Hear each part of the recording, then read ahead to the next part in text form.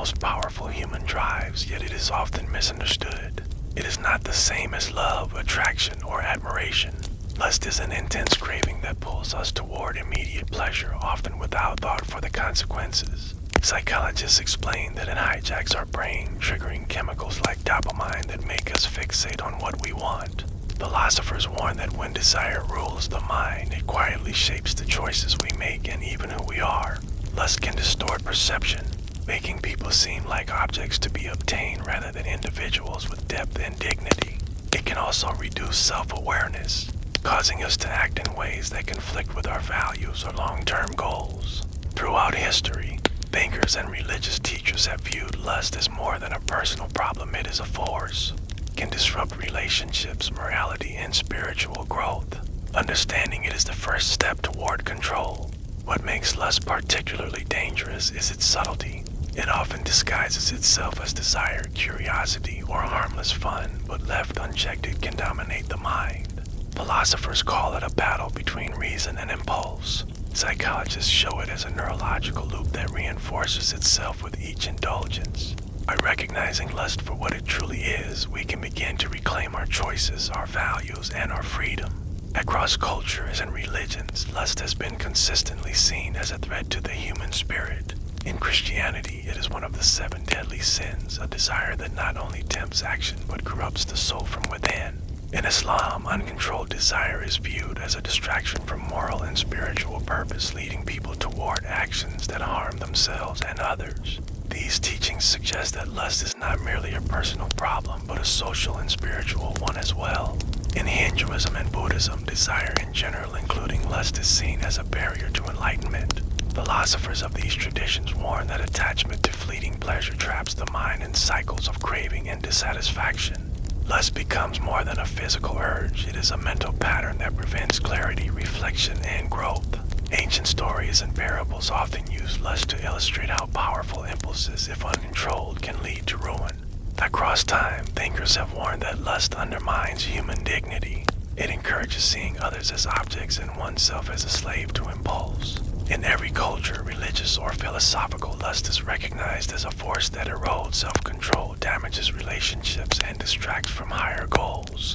By examining these perspectives, we can begin to understand why lust has been feared not just as a sin, but as a danger to the very essence of what it means to be human. Lust isn't just a feeling, it's a lens through which we see the world. It can distort perception, making people appear as symbols of desire rather than full human beings. Psychologists call this objectification, and it doesn't just harm others, it narrows our own emotional and intellectual life. Our mind becomes preoccupied with gratification, leaving little room for reflection, empathy, or authentic connection. Beyond perception, lust influences decision-making. Choices that might normally align with long-term goals can be compromised by impulsive desire.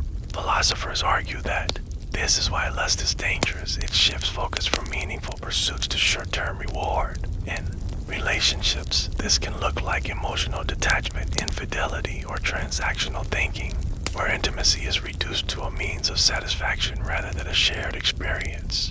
Lust also reshapes our inner world. It feeds a cycle of craving and temporary relief, which can make people feel restless, anxious, or unfulfilled. Unlike simple attraction, lust often comes with an undercurrent of dissatisfaction. It promises fulfillment but rarely delivers it. Psychologists suggest that learning to observe these impulses without surrendering to them strengthens self-awareness, emotional intelligence, and the capacity for deeper, more meaningful relationships. Lust is often described as a loss of control, but deeper than that, it can be a loss of self. Philosophers have long warned that when desire dominates, we start defining ourselves by what we crave rather than who we truly are. In today's world, platforms like OnlyFans make this temptation constant and immediate, offering endless access to sexualized content.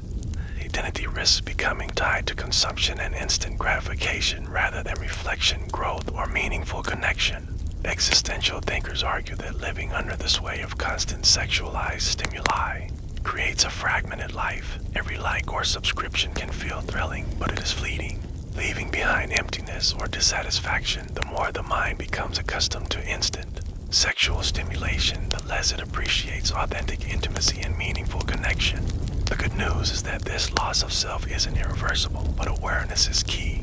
Recognizing the pull of desire and setting boundaries around platforms like OnlyFans or other indulgences allows people to reclaim control. Philosophers and psychologists agree that mastering desire isn't about denying pleasure, it's about choosing which impulses serve who we want to become and which ones simply pull us away from our values, relationships, and sense of self. So you're thinking about starting OnlyFans. It might feel exciting. You could earn money, get attention, and feel in control. That rush of likes, subscribers, and messages is addictive, and it's easy to imagine it as a shortcut to freedom or confidence. But here's the thing, it can also start to change how you see yourself. When your value depends on what people pay for or want from you, it's easy to lose track of who you really are. At first, it might feel fun or empowering, but every post becomes a little performance. You start thinking about what will get the most attention, the most tips, the most subscribers. Over time, it's not just a choice, it becomes a habit, and habits shape who we are. Suddenly, you're measuring your worth by likes or money instead of by your own goals, creativity, or happiness. And here's the tricky part. Even if you feel in control, there's a subtle cost. Relationships can suffer. Self-respect can get tangled up in the performance. And when the rush fades, it can leave emptiness behind. This doesn't mean you can't do it, but it does mean you should stop and think. Are you prepared for how it might shape your identity, your confidence, and your future? Being honest with yourself before starting is the only way to stay in control. One thing people don't always think about is how being on OnlyFans can affect your future. Society carries judgments, and those judgments can follow you.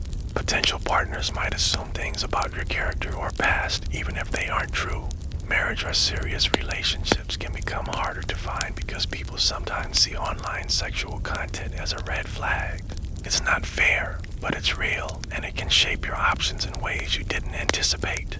It's not just romantic life, your career and personal goals can also be affected.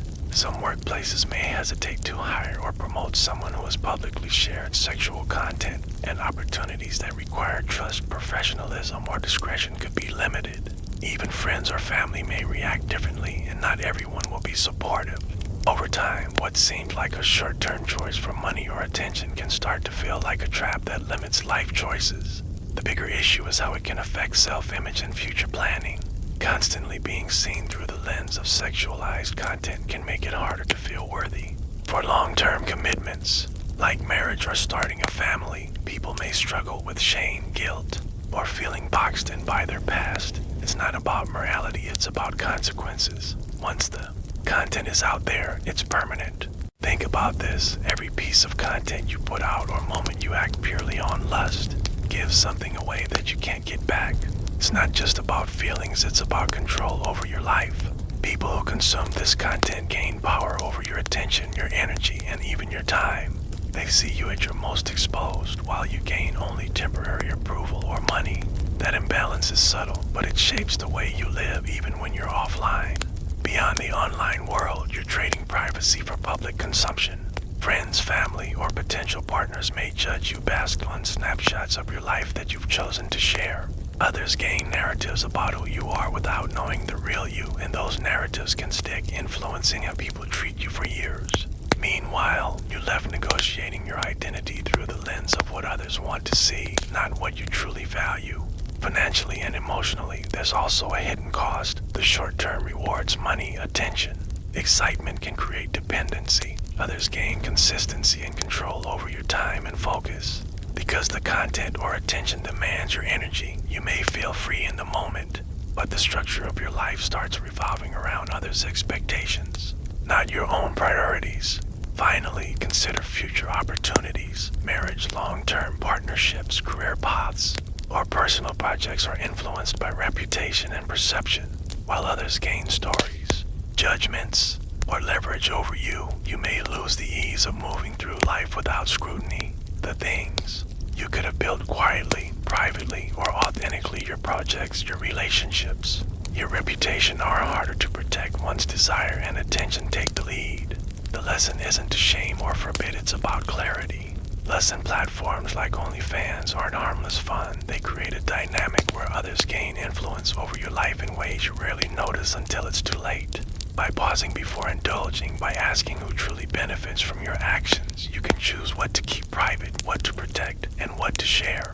That choice is the real power and the real way to safeguard your life, future, and freedom.